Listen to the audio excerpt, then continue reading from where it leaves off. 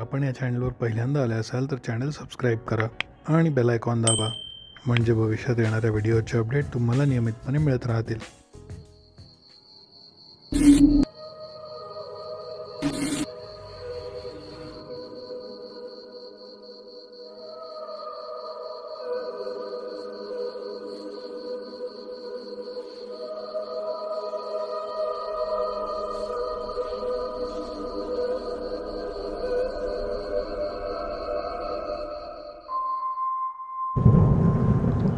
धो-धो पडणाऱ्या पावसात अंगात रेनकोट घातलेली एक तरुणी वाटेने चालत होती. तिच्या चालण्यावरून असं वाटत होतं की ती काहीतरी शोधत आहे. रस्त्याच्या कडेने चालत असताना ती इकडे तिकडे घरांचे नंबर पाहत होती आणि शेवटी एका घरासमोर येऊन ती थांबली. ती त्या घराजवळ गेली असता तिच्या असं लक्षात आलं की तिच्याकडे त्या घराची जी चावी दिली होती त्या चावीसाठी त्या घरावर कुलूपच नाही आहे. तिला हेही जाणवलं की घरातील एक दिवा सुरू होता, म्हणजे बहुधा घरामध्ये कोणीतरी होतं. तसं तिने घराची बेल वाजवली.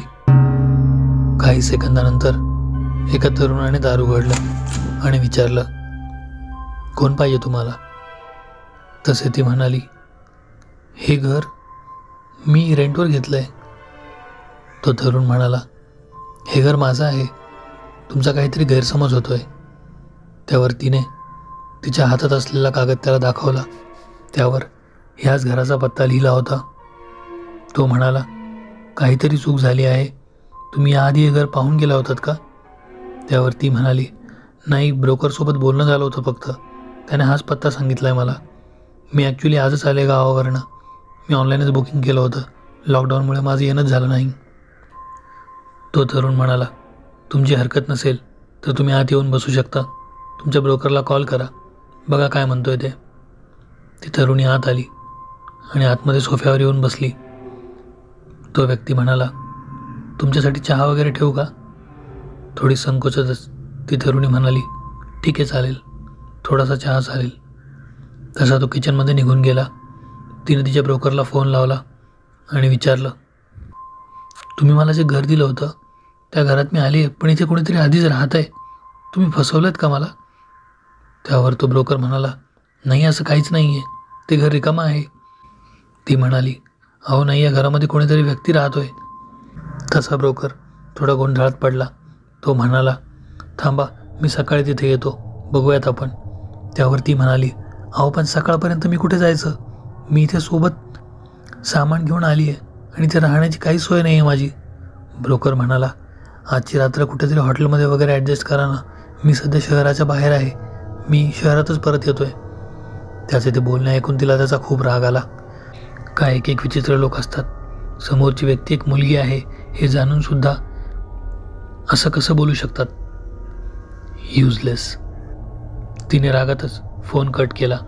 तेवढ्यात तो तरुण हातामध्ये एक चहाचा कप घेऊन आला आणि तिच्याकडे सरकवत म्हणाला, तुमची काही हरकत नसेल तर तुम्ही आज इथे थांबू शकता, म्हणजे तुमचा प्रॉब्लेम होणार असेल तर.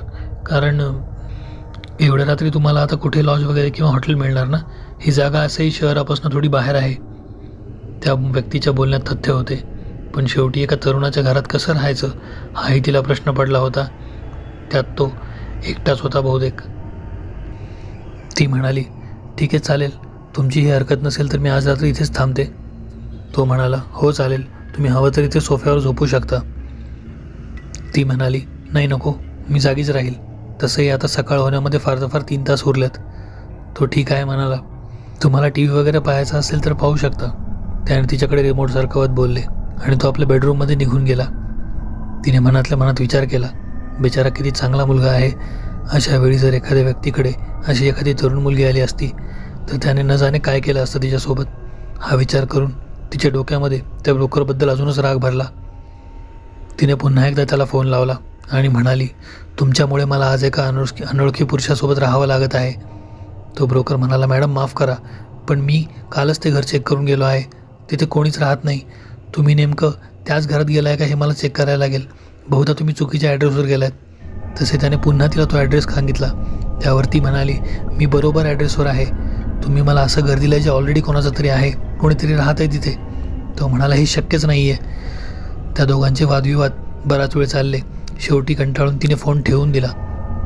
मनातल्या मनात त्या ब्रोकरला शिव्या देत ती तशीच पडून राहिली. तिने टी व्ही ऑन केला आणि ती एक चित्रपट पाहू लागली. काही वेळात चित्रपट पाहत असताना तिचा डोळा लागला आणि ती निद्रेच्या आहारी गेली. रात्रीचे सुमारे 3-3:30 झाले असतील. घरामध्ये एक विचित्र प्रकारची शांतता होती आणि गारवा प्रमाणापेक्षा जास्त वाढत चालला होता. आता तिला त्या घरामध्ये थोडं विचित्र वाटू लागलं होतं. तिचा डोळा पुन्हा उघडला. तिने आजूबाजूला पाहिले तर टी व्ही बंद झाला होता. बहुतेक त्या तरुणाने येऊन टी व्ही बंद केला असेल. समोरच्या टेबलावर ठेवलेली पाण्याची बाटली तिने उचलली आणि घटाघटा त्यातून ती पाणी प्यायली. तिचं लक्ष त्या तरुणाच्या बेडरूमच्या दिशेने गेलं तर आतमध्ये दिवा तेवत ठेवलेला होता. तिला असं वाटलं की एवढ्या आधुनिक युगातही हा आपल्या बेडरूममध्ये दिवा का लावत असेल. तरीही त्याच्याकडे लक्ष न देता ती तशीच बसून राहिली. तिला आता झोप येणे शक्यच नव्हते, कारण आता तिला या घरामध्ये भीती वाटू लागली होती. अचानक एका आवाजाने तिचे लक्ष वेधले गेले. तिला असं जाणवलं की तिच्या मागच्या बाजूने कोणीतरी गेलं आहे. हा विचार तिच्या मनात येताच ती अजूनच घाबरली. तिला असे वाटले की आपण या हॉलमध्ये एकटे नाही आहोत. तिने संपूर्ण हिंमत एकवटून मागे वळून पाहिले, पण मागे कोणीच नव्हते.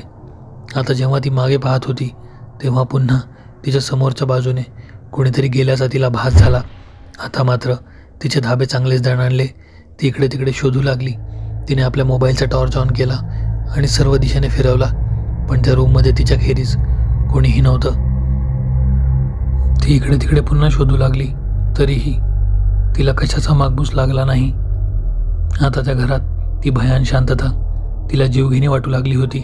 तेवढ्यात तिला असं काहीतरी दिसलं जे पाहून तिच्या अंगावर सर्रकन काटा आला. तिने पाहिलं त्याच्या बेडरूमच्या दाराच्या आडून एक लहानगी मुलगी तिच्यावर डोळे रोखून आहे.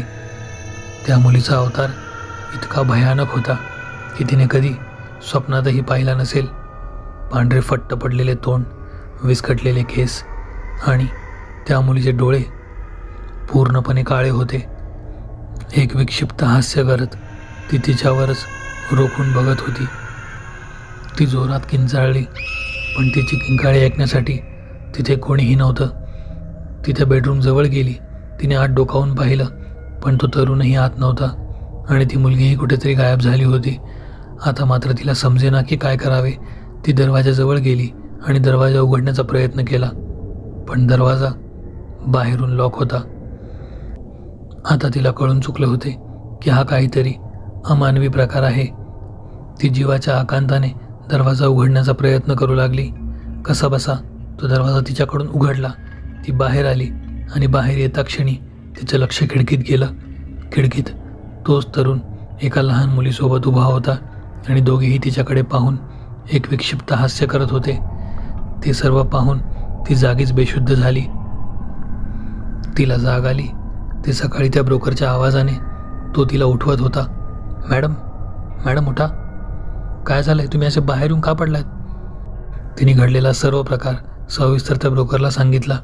ते सर्व ऐकून तो ब्रोकर घाबरला आणि तो म्हणाला, हे दोघे होते का ते? त्याने तिला एक फोटो दाखवला. त्या फोटोमध्ये तोच व्यक्ती आणि तीच मुलगी तिला दिसली आणि तिचे हातपाय थंड पडले. ती म्हणाली, हो, हेच ते दोघे. त्यावर तो ब्रोकर सांगू लागला, हे घर खरं तर यांचंच होतं. काही वर्षांपूर्वी यांचा इथे मृत्यू झाला होता. यांच्या एका नातेवाईकाने हे घर मला विकलं आणि तो परदेशी निघून गेला. मी इथे जवळच राहतो, त्यामुळे मी या दोघांना चांगलाच ओळखतो. अचानकच दोघांचा त्या दिवशी कसा मृत्यू झाला हे अजूनही कोणाला समजले नाही आहे, पण या घरामध्ये असं काही असेल ह्याचा आम्ही कधी विचारच केला नव्हता. त्या ब्रोकरचे ते सर्व बोलणे ऐकून ती जास्त घाबरली होती. कालची रात्र आपण 2 भूतांसोबत काढली आहे हा विचार तिच्या मनाला हादरवून सोडत होता. तिने ठरवले की आता या ठिकाणी राहायचे नाही. तिने त्या ब्रोकरकडनं आपले सर्व पैसे परत घेतले आणि ती तिथून निघून गेली. त्या दिवसापासून त्या घराबद्दल बऱ्याच अफवा उठू लागल्या आणि ते घर कोणीच विकत घेत नव्हतं. शेवटी कंटाळून ब्रोकरनेही ते घर लोकांना दाखवणे बंद करून टाकले. ते घर आजही बंद आहे आणि आजही ते वाट पाहत आहे आपल्या नव्या सावजाची.